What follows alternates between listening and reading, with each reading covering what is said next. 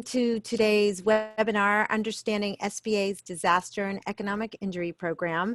My name is Heidi Pickman. I'm the Vice President of Policy and Programs at CAMEO.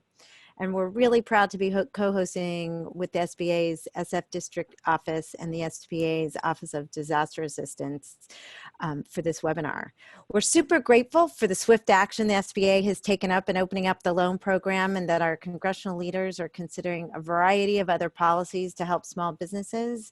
And we'll do our best to keep you informed of the other opportunities as well. We have a very full house today. I want to applaud you, the small business community, for coming out in force to support our tribe and help them weather this crisis. What we're living through is unprecedented, and the ground is shifting beneath our feet. The response to this webinar has been unprecedented, with more than 2,000 on the webinar or listening in. Many of you may not know CAMEO. We're the California network of entrepreneurial training programs and microlenders. Our mission is to grow a thriving ecosystem of support for underserved entrepreneurs. Our staff is working on ways to help the service providers best navigate the uncertainty so they can help small businesses navigate hard times. Just a few things to mention. Everyone's audio is muted, but you will be able to type in questions and comments in the chat box for all to see. We are recording this webinar and you are free to share. We will send all the registrants a link. You'll also receive a copy of the PowerPoint after the webinar. Our main audience for this originally was business service providers, but we do know that a lot of business owners are on the line and have questions.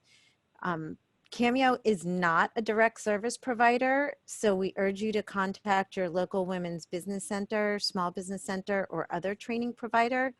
You can find a list on our website. Google also works, and we'll make sure that you get the link to that when we send you the information on this webinar.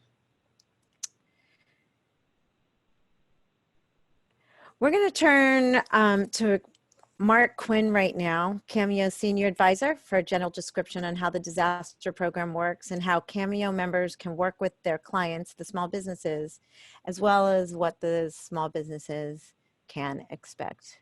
Mark?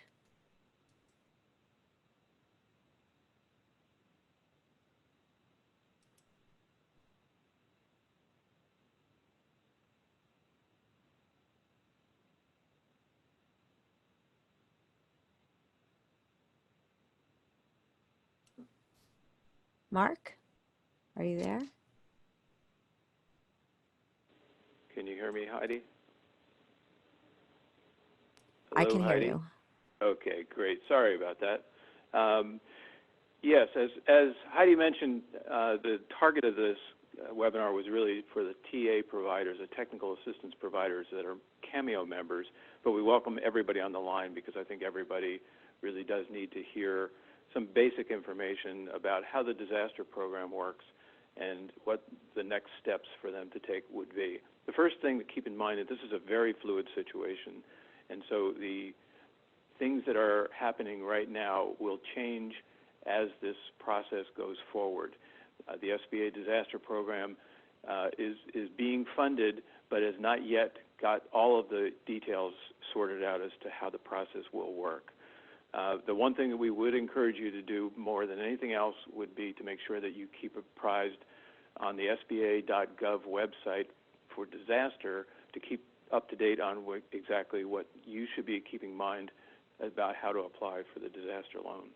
So we're going to talk a little bit today about the process for applying for disaster, but we want to also discuss in detail how that process works. So let me briefly cover the process for clients that technical assistance providers should be doing to assess clients. And then Julie Klaus from the SBA District Office and Susheel Kumar from the SBA Disaster Office will cover in great detail how the disaster process works. So for firms that are impacted by the corona shutdown, our CAMEO partners should be helping by providing an assessment and screening to those folks that are coming in. And there's usually some questions coming in about issues around eligibility and qualifications. Those are two sort of separate things to keep in mind. The eligibility for disaster applying is that a business needs to first be able to be eligible in an area that is qualified. All of California is. Second, it needs to be a small business, and almost all small businesses, or almost all businesses in California, and almost certainly every business that TA providers actually work with will be small businesses. So just a quick, easy rule of thumb, if you're a small business that has less than $8 million in annual sales, you are a small business. If you're in a manufacturer with 500 or less employees, you're a small business. So that usually covers almost all small businesses. There's certain kinds of businesses that are not eligible. I'll let Susheel talk about the details of which ones fall into that category. But most all businesses are small businesses, and most are going to be eligible. There's also confusion that usually people have when they see there's a question about whether a business has credit elsewhere. And usually, again, that becomes a question that they're not sure what that means. And usually, small businesses who are affected by the corona shutdown are going to say they do not have credit elsewhere, and that pretty much is always going to be the case. So while that's a question, that's usually not a problem and a barrier for small businesses to come in. There's a couple of other issues about eligibility for businesses, whether they are that have to be U.S. citizens or legal immigrants. It's a question to keep in mind. But in general, those are the eligibility things. Qualifications are a different thing. Qualifications are whether your business has a level of credit that is satisfactory for SBA to be able to lend additional loan to be able to repay that loan. So there's a question that will come up about whether your business is strong enough to be able to handle more debt, and that's a question that will be a threshold question about whether SBA can make a loan to you. And then there's also a question, while credit is not something that you have to have perfect credit, it is definitely the case if you have federal defaults, like defaulted student loans and child support, tax liens, defaulted SBA loans. Those are issues that could be problems, but if there are workout plans in some of those cases, it usually is something that can be worked through. And then lastly, I'd like to just kind of mention, I'll let the documentation issues be handled by Susheel, but the last piece really is explaining what SBA looks for when they review economic injury disaster loans. First, SBA looks to see that you can demonstrate the loss, and some of the documentation that you will be providing will be able to demonstrate your loss, and that's what SBA defines as the loss from the disaster. That usually is going to be based on cancellation of purchases or contracts, losses of bookings, year-over-year drops in revenue. Those are things that you're going to document to show that you have a loss to your business. And then the second thing that SBA looks for is what your need is. What is the need for your business for operations going forward for, say, the next 6 months? And that would be your fixed debts, your salaries for employees, your other obligations for fixed expenses. Those are the kinds of things that will really be in the category of need. The loan is going to be based on the need, not the loss. The loss could be larger, but the need to keep your business in operation may well be significantly less than that. And then the last piece of it is whether your business is strong enough to handle additional debt service. So the question there would be whether your business really has an ability to handle, with the current scenario that you're facing, handle additional debt to pay on your disaster loan. And so while the capacity, that's the way SBA defines as capacity. So if you think through it, it's first you want to make the case for loss, then you need to make the case for your need, and then finally the case for the capacity to handle additional debt. So one last piece on this to keep in mind is that the disaster loan is a very, very favorable loan tool for your business to use. And these are loans that can go up to 30 years, and at 3.75% could be the best rule of thumb in your head to keep, is that for a $50,000 working capital loan, because these are all working capital loans, an SBA disaster loan could cost as little as $230 a month for your small business. So it's a really favorable way in which your business can weather the kind of impact that the disaster is causing to your business. So with that, let me turn it over to Julie Klaus. Julie is the District Director of the San Francisco SBA District Office, covering really all of Northern California. So let me turn it over to you, Julie. Thank you, Mark, and thank you, Heidi, and to CAMEO for providing this forum today. Thank you for helping us get all the information out. And before we turn it over to Susheel and really get into the guts of the program, I just wanted to iterate for everyone that despite the shelter-in-place orders, we want you to know SBA is open for business, and we are here to help you and support you. And that includes not only our district offices, but also all of our resource partners, organizations that you may or may not be familiar with, such as the Small Business Development Centers, SCORE, and Women's Business Centers. They all have 3 business advisors available to work with you. Once you get a better understanding of the EIDL program, they can work with you to help you package your information if that's what you need. Or if you just have other business issues and questions, maybe you want to figure out how you can better create an online presence to sell your products or to engage with your customers in a different manner in this very, as Heidi put it beautifully, unprecedented time where we're all able to think a little differently and operate a little differently. So I do want to iterate, we are open, we are here for you, albeit we'll be doing a lot more phone calls and webinars and emails. The one way to find out who SBA is in the San Francisco Bay Area, at least, is to go to our website, sba.gov/CA/SF.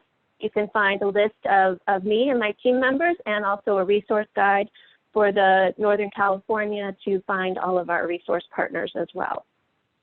So thank you, everybody, for your participation today, and I want to kick it over to Susheel Kumar, who is with our disaster program, and he's going to talk to you about the EIDL program, eligibility, and all the details. So, Susheel.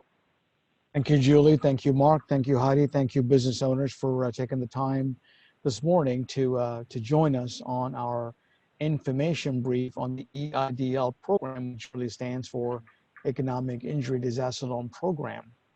These are unprecedented times at which the capacity to stay afloat is being tested in so many different levels. So our role in assisting the small business is by providing an economic injury disaster loan. Maximum dollar amount is $2 million. Maximum amortization is 30 years. Not everyone qualifies. No fees, no points, no closing costs, no prepayment penalty, and a grace period for up to a year before you make your first payment. Unsecured amounts below $25,000. Above $25,000, there's an expectation for collateral. The refusal to pledge collateral is a reason for a turn down, simply because you want skin in the game. If there is no collateral, that's no issue. Next slide, please.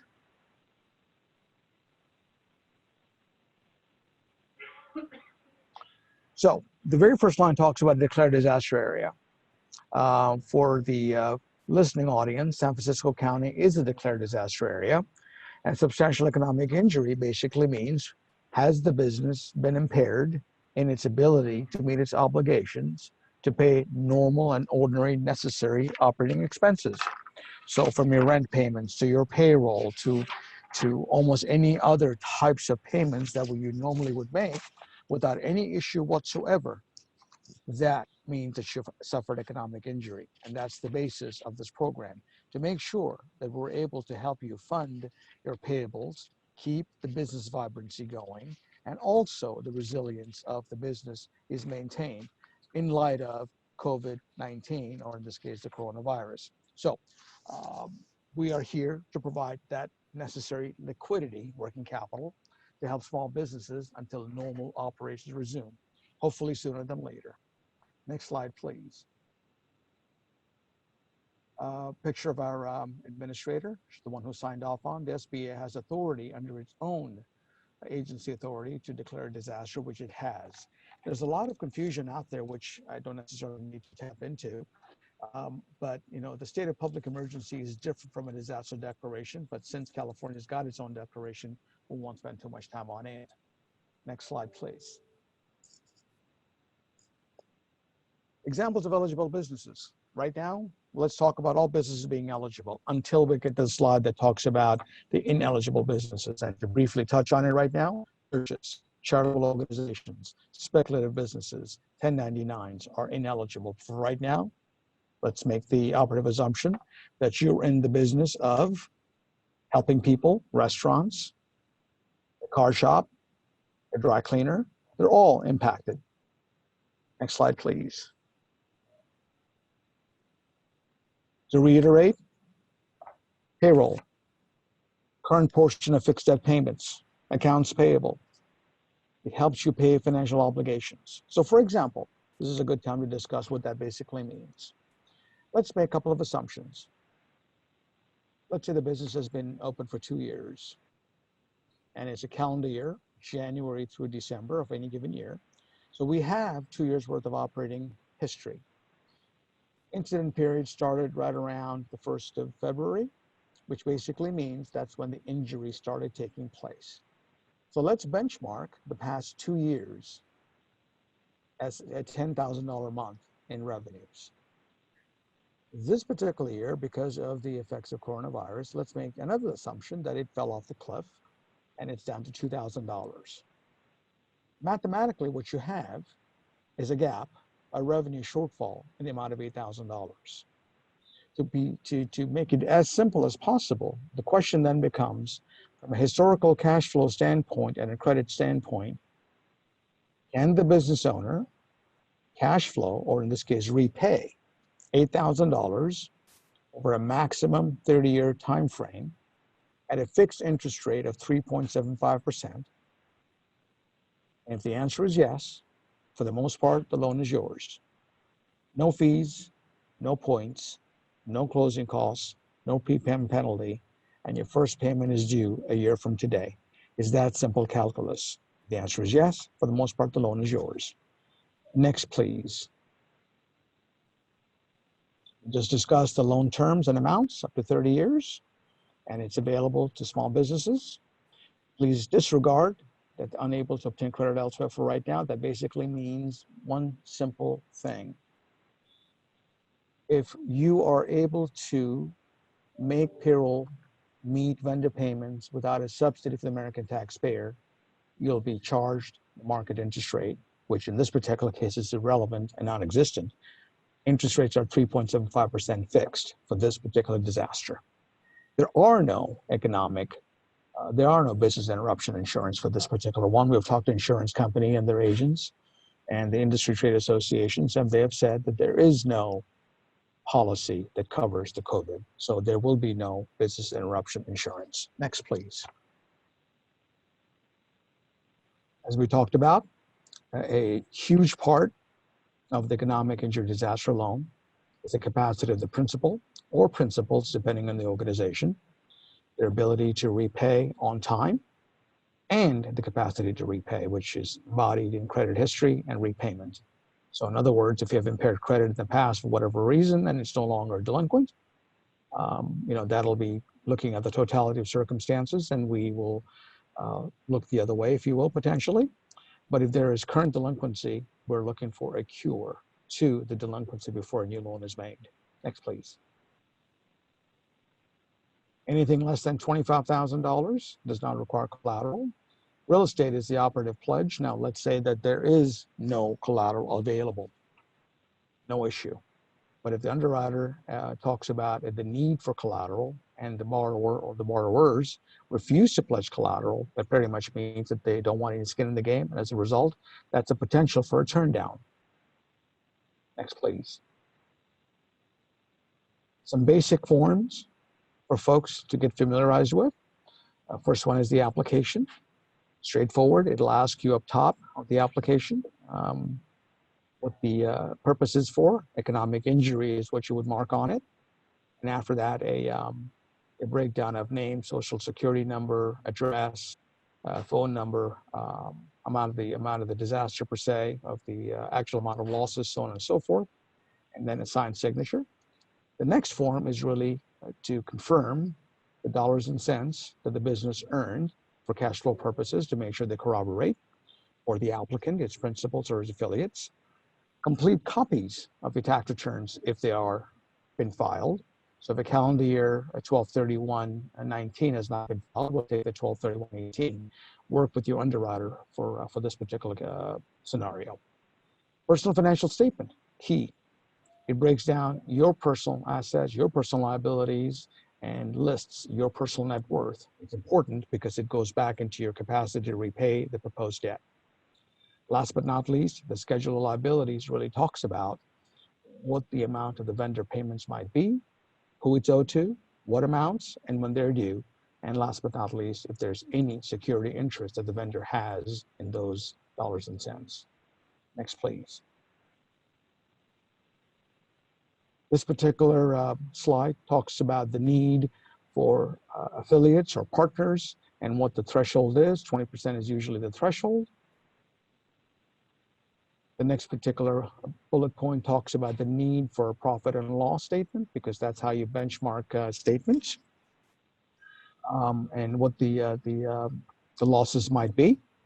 And it's important that there's a corroboration between the dates that you provide for the balance sheet and the income statement for that year. So for example, if you provide a balance sheet for 12/31/2019, providing an income statement for 1/31/2020 doesn't foot. So let the corresponding dates match up across the board, because that's measuring apples to apples versus apples to oranges. A current year-to-date profit and loss statement, that's pretty basic. And then the king of it all, in my humble opinion, 1368, it benchmarks sales by month, by year. That was the example that I took earlier to talk about how do you measure economic loss. It's measured by the shortfall of revenue generated by, this particular case, the COVID virus. Next, please. In a traditional environment of economic loss, we would talk about location. This is a statewide endeavor. Business activity, I've shared with Heidi while Mark and Julie were on the phone, the size standards that Mark referred to, and it's based on NAICS code, and I've attached a PDF for Heidi to share with the group as a whole. Last but not least, independent owned and operated businesses. This is really the operative assumption. Does the business owner have capital at risk and is risking their capital during this particular crisis? Anyone that does not have any capital at risk is not considered economically disrupted. So for example, I'll use the Uber driver as an example. If an Uber driver has a company, has a fleet of cars, drives the company car himself to transport people back and forth, pays his employees, he or she then has capital at risk. He or she would be eligible. But an Uber driver who counts on his paycheck from Uber is not eligible because they are 1099. So Schedule C very clearly is part of the matrices of folks that can apply versus a contractor. Next, please. This is the location we briefly talked about. Next, please. In this particular unprecedented event, we're talking about business activities as almost all supply chains have been disrupted severely. Next, please. Size standards we talked about briefly and shared that with you folks. Heidi, will you be sharing that with during this presentation at all? I can. Would you please? I will get that up on my computer while you keep talking. Thank you. I appreciate it. Next one, please. The substantial business risk, we just finished talking about it. The principals must have a business risk resulting from investing in facilities and equipment, and by incurring ongoing expenses which must be paid, regardless of whether the operation generates a profit. Example, a crew member in a fishing boat would not be eligible. And the other two we talked about, significant control and IRS guidelines. And I see the hand by the Schedule C does not qualify the individual as an independently owned and operated business. Generally speaking, sole prop have capital at risk. So talk it over with the underwriter if there's special exceptions to the rule. Next, please. So this is where we initially talked about ineligible applicants for this particular program. Churches, charitable organizations, consumer marketing cooperatives, gambling concerns, casinos and racetracks, lending or investment concerns, multi-level sales distribution. Next slide, please.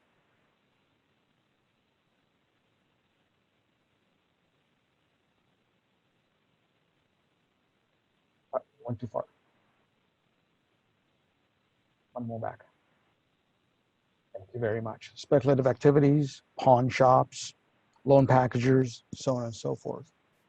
These are ineligible. And last one has to do with the principals, incarceration, being on probation, on parole. And as a result, that becomes an impediment for obtaining a loan because they have no source of income and or the capacity to repay doesn't exist and or a societal risk.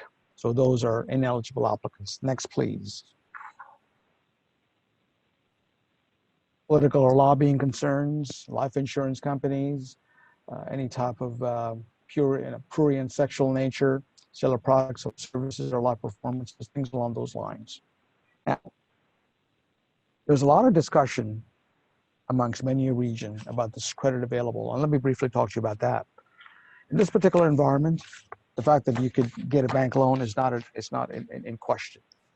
Question is, can you get the subsidy required to stay vibrant, just be able to operate your business? Interest rate is 3.75%. In normal, and I will use the word normal as an oxymoron because there's no such thing as normalcy in economic injury, but outside of COVID virus 19 situations, if the business owner could borrow money from the bank and cash flow it over a 7-year term, they're considered well-heeled and have enough cash flow, not requiring a tax subsidy from the American taxpayer. In this particular environment, given COVID and its complete prevalence in the economy, those concerns are now put to rest, and we're making the operative assumption that 3.75% is the interest rate that's going to be used to amortize the proposed damage amount. Concerns involved in change in ownership situations. A lot of times we have found in our experience that ownership will change hands after a disaster because one of the owners probably is well-heeled, it's got good credit versus the other one. So any change of ownership after the event is a no-no. It has to be the way it was as if the disaster had not taken place. Next, please. Some of the proposed uses of debt. Refinancing long-term debt. Since long-term debt is not, and I use the word not, part of current portion, that cannot be refinanced in any way, shape, or form.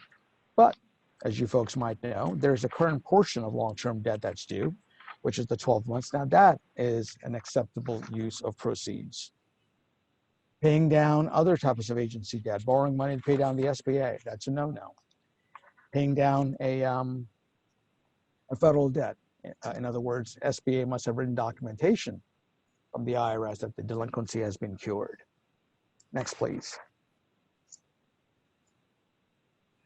1-800-659-2955 is the number that you want to keep handy because that's the number you'll be calling to get your questions answered. You can email us at disastercustomerservice@sba.gov for any types of questions. We encourage folks to go to our website, www.sba.gov/disaster, to get information about our programs. In this case, if you click on it, it'll take you right to the website portal for you to make your loan request. Any questions so far? Are we opening up to questions right now, Heidi, or are we going to wait? Sure, we can open up to some questions. There's quite a few questions about, is my business X is my business. If I'm a childcare, if I'm a restaurant, everybody wants to know, make sure that their specific business is eligible.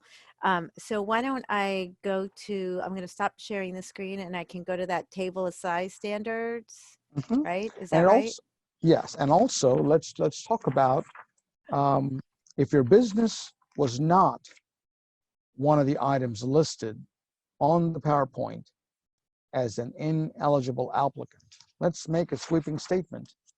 And as long as there's a business at risk, capital at risk, let's make the assumption that they are eligible, because none of us on this phone want to ever tell a business owner on the phone that they're ineligible. So I encourage eligibility across the board. Please apply and let the underwriting process indicate whether or not you're ineligible for borrowing, because these are unprecedented times and loose lips sink ships. We don't want to tell one business owner that they're not eligible when in fact they might be. So please apply and find out what your eligibility might be after you apply. Go ahead, Heidi. So I've got the table of size standards link that you guys sent me. And if I click on this electronic code of federal regulations, it's going to take a moment. I looked at this and I was like, oh, how do I figure out if my business is a eligible business and what's the size, right? So if I do a control F on this and type in restaurant, lo and behold, it takes me down to restaurant, full service restaurant, $8 million in annual revenue. I'm a $2 million restaurant. I'm good. I can apply for that, right? So correct. And here's the other part. Without making it a deliberate exercise, you folks will find your NAICS code, the acronym is NAICS, on the top of your tax return.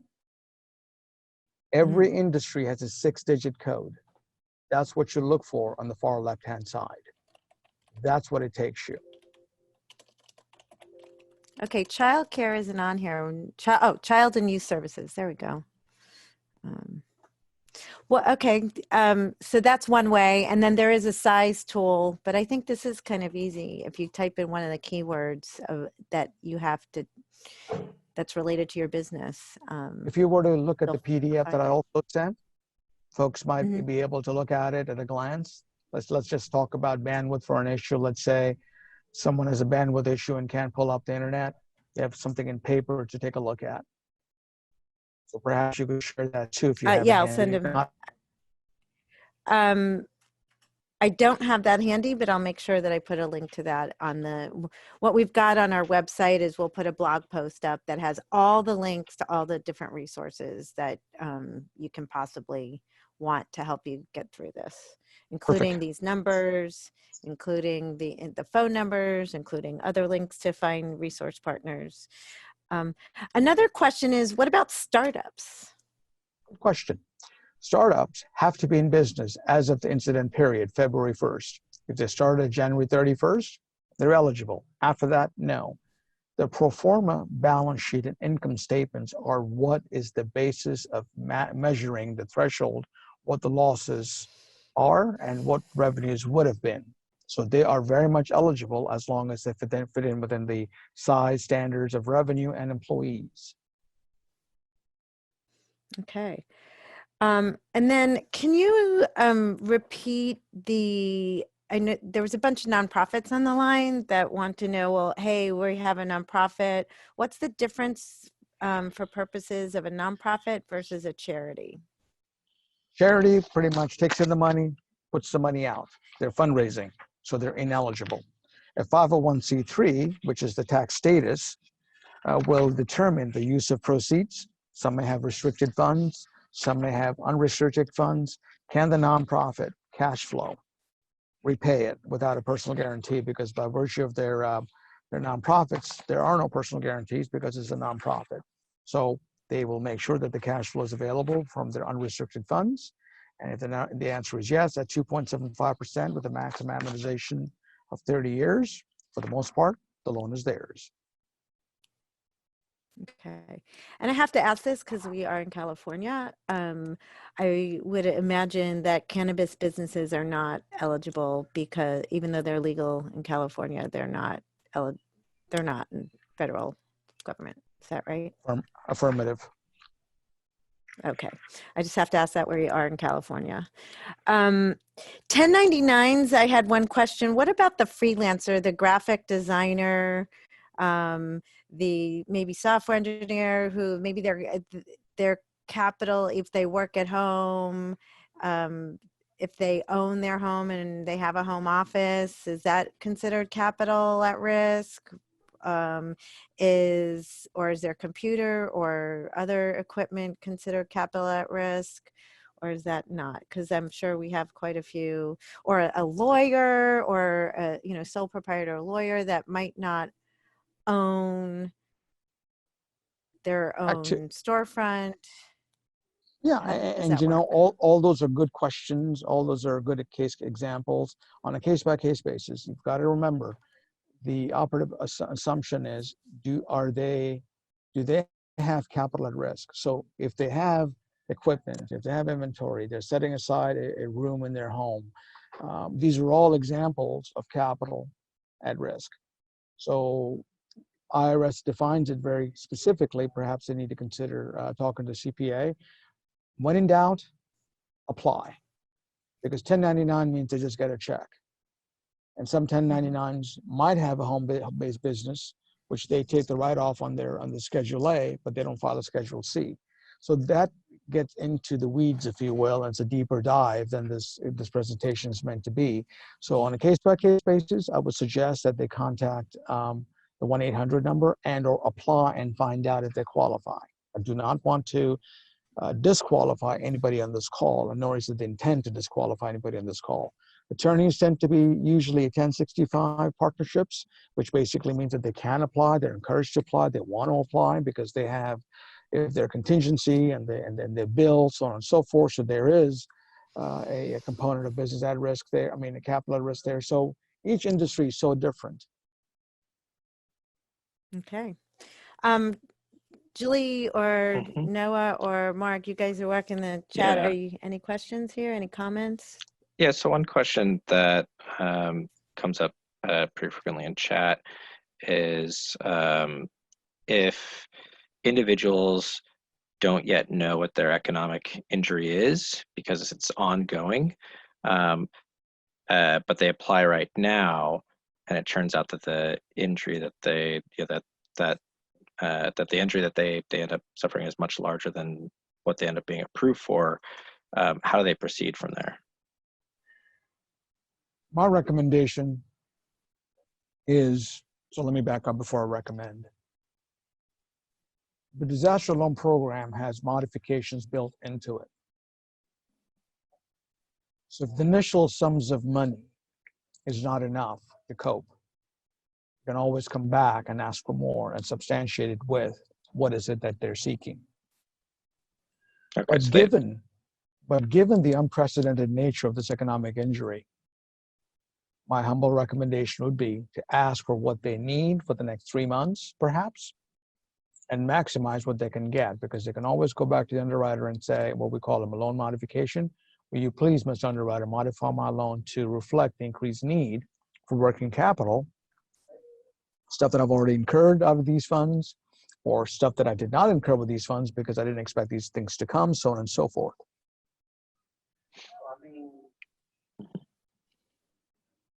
All right. Yeah, thanks, Susheel. Of course, no. Another question that someone has is, what if they have multiple locations for one business? Do they put in an application for every location, or how do they manage that? So I'll parse that example even further. If the owner has multiple locations, there'll be one application because it'll be aggregated back to one tax return. If they file multiple tax returns because they own multiple companies, for example, Noah DBA is one, then Noah has another company for 1120, and none of those tax returns flow into a consolidated basis. They have multiple applications. So locations is not the driver; it's the operating entity that's the driver.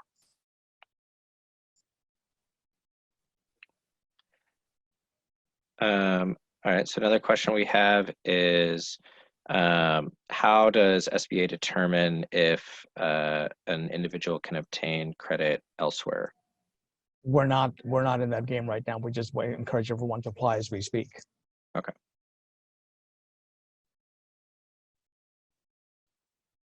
For individuals applying, is a personal guarantee needed? Yes. And Susheel, Uh, sorry. Go ahead, Go ahead, Heidi. Julie. No, you go ahead.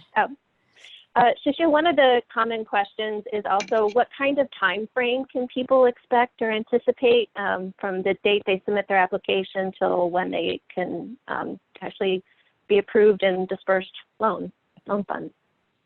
I'll give you the numeric answer, and then I'm going to have you folks manage those expectations.